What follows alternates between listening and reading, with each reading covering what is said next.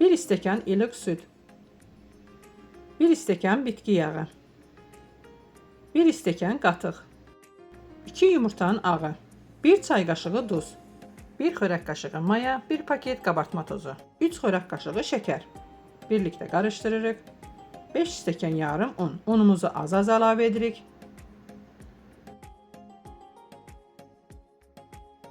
Ərzaqların dəqiq miqdarını videonun alt hissəsində qeyd edəcəm. Yumuşaq, ələ yapışmayan xəmir olur.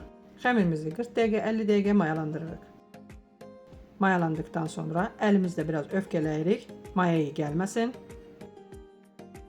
və kündələrə ayırmağa başlayırıq.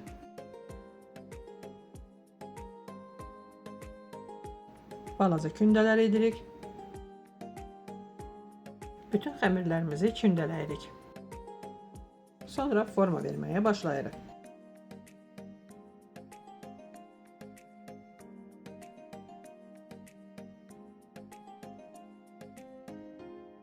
İstədiyim kimi bıçaqla kəsib göl forması veririk.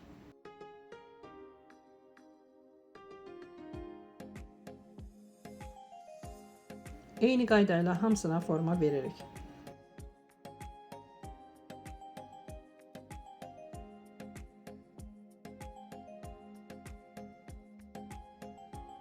İki yumurtanın sarısını qarışdırıb üzərinə vururuq. Orta hissəsinə qara çörək tökürük, 170 dərəcədə bişiririk. Dadlı reseptlər üçün izləmədə qalın. İzlədiyiniz üçün təşəkkürlər.